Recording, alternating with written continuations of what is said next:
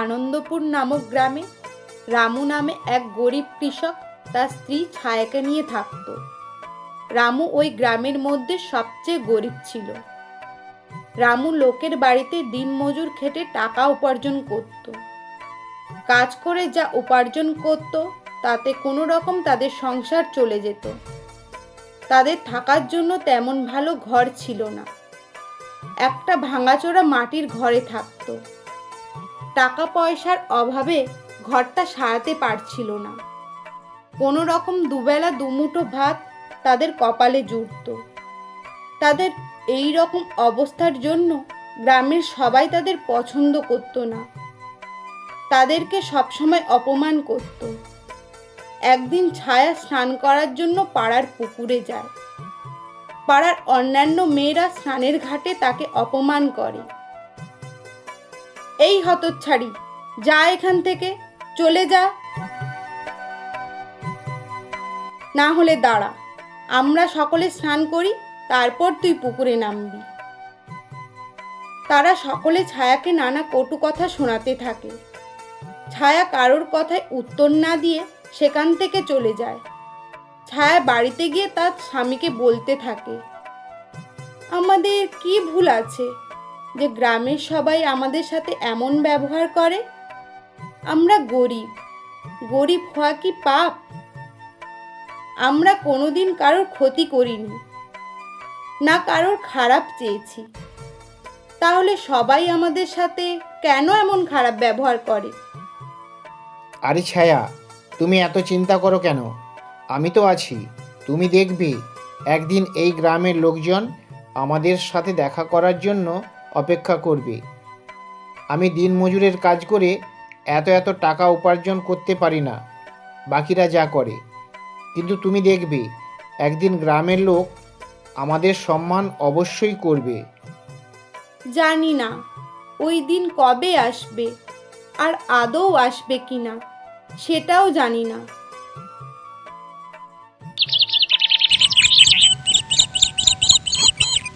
রামু অনেক পরিশ্রমী হওয়ার সাথে সাথে একটা বড় মনের মানুষ ছিল। রামু কোনোদিন কারোর সাথে কোনো খারাপ ব্যবহার করতো না। সে অন্যের বিপদে ঝাঁপিয়ে পড়ত। এটা রামুর সবচেয়ে বড় গুণ ছিল। একদিন খুব জোরে বৃষ্টি শুরু হয় এবং সঙ্গে প্রবল ঝড়ো হাওয়া বইতে থাকে। অন্যদিকে রামুর মাটির বাড়ি হওয়ায় সে ভয় পেতে থাকে। ছায়া, বাইরে জোরে জোরে বৃষ্টি হচ্ছে এবং তার সাথে প্রবল ঝড় বইছে। আমার মনে হয় আমাদের ঘরের চালটা আর বেশিক্ষণ থাকবে না। শোনো, আমি বলছিলাম যে ঘরে যা যা আমাদের প্রয়োজনীয় জিনিসপত্র আছে তা সব একসঙ্গে বস্তাবন্দি করে তোমার দাদার বাড়িতে রেখে দিয়ে আসি। চলো, যখন বৃষ্টি থামবে তখন আবার নিয়ে চলে আসবো। ছায়া, তুমি ঠিক বলেছ। চলো তাহলে আমরা তাড়াতাড়ি আমাদের প্রয়োজনীয় জিনিসপত্র বস্তাতে বন্দি করি, তারপর দাদার বাড়িতে রেখে আসি। তারপর রামু ও ছায়া তাদের প্রয়োজনীয় জিনিসপত্র বস্তায় ভর্তি করে নিয়ে তাদের দাদার বাড়ির দিকে রওনা দিল। রামুর দাদার বাড়ি ছিল অনেক দূরে। তার দাদার বাড়িটি পাকা ও খুব সুন্দর। রামু তার দাদার বাড়িতে পৌঁছে যায় এবং বাইরে দাঁড়িয়ে বলতে থাকে, দাদা, ও দাদা, দরজা খোলো, তাড়াতাড়ি বাইরে এসো, আমরা খুব বিপদে পড়েছি। কি হয়েছে রামু? এত বৃষ্টির মধ্যে এখানে কি করতে এসেছিস? দাদা, তুমি তো জানো আমাদের ঘরের অবস্থা। বৃষ্টি হচ্ছে, তাই আমার ঘরের সব জিনিসপত্র ভিজে যাচ্ছে। আমাদের কিছু প্রয়োজনীয় জিনিসপত্র তোমার বাড়িতে রাখতে এসেছি। তোর জিনিসপত্র আমার বাড়িতে? না না, আমার বউ আমার উপরে অনেক রেগে যাবে। তুই যা, তোর বাড়িতে চলে যা। রামুর দাদা এসব কথা বলে ঘরের মধ্যে চলে যায়। এরপর রামু ও ছায়া মনের দুঃখে তাদের বাড়িতে চলে আসে। রামু ও ছায়া সারা রাত না ঘুমিয়ে তাদের প্রয়োজনীয় জিনিসপত্রগুলি লক্ষ্য রাখে।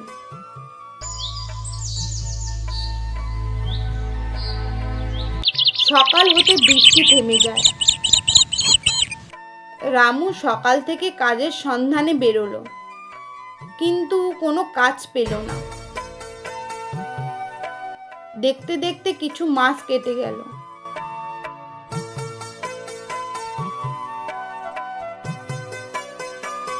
কি গো, আজও কোনো কাজ পাওনি? গিন্নি, তুমি তো জানো এখন বর্ষাকাল, এই সময় তেমন কোনো কাজ পাওয়া যায় না। কেউ যদি দয়া করে কোনো কাজ দেয় তখন সেই কাজ করতে হয়। এইভাবে চলতে থাকলে আমরা তো না খেয়ে মারা যাব। তুমি তো জানো আমরা এত গরিব, তার ওপর এই গ্রামের আমাদেরকে কেউ পছন্দ করে না। কত কটু কথা শোনায় আমাদেরকে। তার ওপর তোমার কোনো কাজ নেই, জানি না কি হবে না হবে। তুমি এত চিন্তা করো না গিন্নি, আমরা তো কোনোদিন কারো কোনো ক্ষতি করিনি। আর যার কেউ নেই তার তো ভগবান আছে। ছাড়ো এসব কথা, তুমি কি রান্না করেছো খেতে দাও। ঘরে তো কিছুই ছিল না, একটুখানি চাল ছিল, সেটা আমি ফুটিয়ে রেখেছি। কোনো শাকসবজি বা ডাল কিছুই নেই, তাহলে কি রান্না করব বলো? তুমি চিন্তা করো না, তুমি ভাতের ফ্যানটা রেখেছো তো? আমি নুন ও ফ্যান দিয়ে আজ ভাত খেয়ে নেব। শহর থেকে একজন বড় ব্যবসায়ী তার ব্যবসার কাজে গ্রামে এলো। তখন হঠাৎ বৃষ্টি শুরু হয়ে যায়। রাস্তা কাদা হওয়ার কারণে তার গাড়ি গাড্ডায় পড়ে যায়। ওই ব্যবসায়ী অনেক চেষ্টা করেও তার গাড়িকে গাড্ডা থেকে তুলতে পারছিল না। আমার গাড়িটা গাড্ডায় পড়ে গেছে, এখন আবার জোরে জোরে বৃষ্টি হচ্ছে, এখন আমি কি করব? তখন ওই রাস্তা দিয়ে গ্রামের কয়েকজন লোক যাচ্ছিল। ব্যবসায়ী রমেশ তাদের কাছে সাহায্য চাইল। আরে দাদা, আমার গাড়িটা গাড্ডায় পড়ে গেছে, তোমরা আমাকে একটু সাহায্য করো গাড়িটা গাড্ডা থেকে ওঠানোর জন্য। না না, আমাদের এত সময় নেই, তার উপরে বৃষ্টি পড়ছে, আমরা আপনাকে সাহায্য করতে পারবো না, বরং অন্য কাউকে ডেকে নাও, আমরা এখান থেকে যাই। তারা ওসব কথা বলে ওখান থেকে চলে যায়। এরপর রমেশ চিৎকার করতে করতে বলতে থাকে, কাছাকাছি কেউ আছো কি? আমাকে একটু সাহায্য করো, আমার গাড়ি গাড্ডা থেকে তুলতে পারছি না, আমাকে একটু সাহায্য করো। গ্রামের কেউ রমেশকে সাহায্য করছিল না। অন্যদিকে রামু কাজের খোঁজে ওই রাস্তা দিয়ে যাচ্ছিল।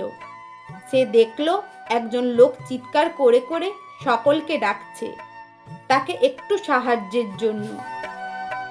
বাবু, আমি আপনার গাড়ি গাড্ডা থেকে তুলতে সাহায্য করতে পারি?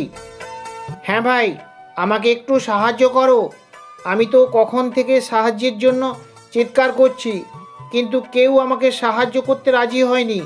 তার উপরে এত জোরে জোরে বৃষ্টি হচ্ছে যে গাড়িটা আরও বসে যাচ্ছে। শোনো ভাই, আমি গাড়িতে বসে সামনের দিকে এগিয়ে নিয়ে যাওয়ার চেষ্টা করছি, আর তুমি গাড়ির পেছন থেকে একটু ঠেলা দাও। বাবু, এই গাড়ি তো পুরো গাড্ডায় পড়ে গেছে, আমি জোরে জোরে গাড়ির পেছন থেকে ধাক্কা দিচ্ছি, আর আপনি গাড়ির সামনের দিকে এগিয়ে নিয়ে যাওয়ার চেষ্টা করুন। এরপর অনেক চেষ্টার পর গাড়ি গাড্ডা থেকে উঠে সামনের দিকে এগিয়ে যায়। দাঁড়িয়ে দাঁড়িয়ে রামু দেখতে থাকে। কিছু দূরে গিয়ে গাড়ি থামিয়ে রমেশ রামুর কাছে আসে।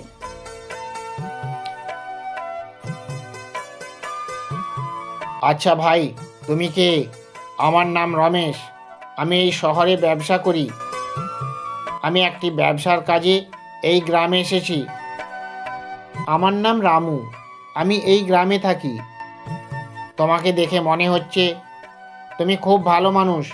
আমি অনেক সময় ধরে এখানে দাঁড়িয়েছিলাম, কিন্তু কেউ আমাকে সাহায্য করেনি, একমাত্র তুমি আমাকে সাহায্য করেছো। বাবু, কোনো অসুবিধা নেই, কেউ বিপদে পড়লে তাকে সাহায্য করা আমাদের কর্তব্য। বাবু, আমি কাজের খোঁজে বেরিয়েছি, এখন আমি যাই। আচ্ছা রামু, তুমি কি কাজ করো?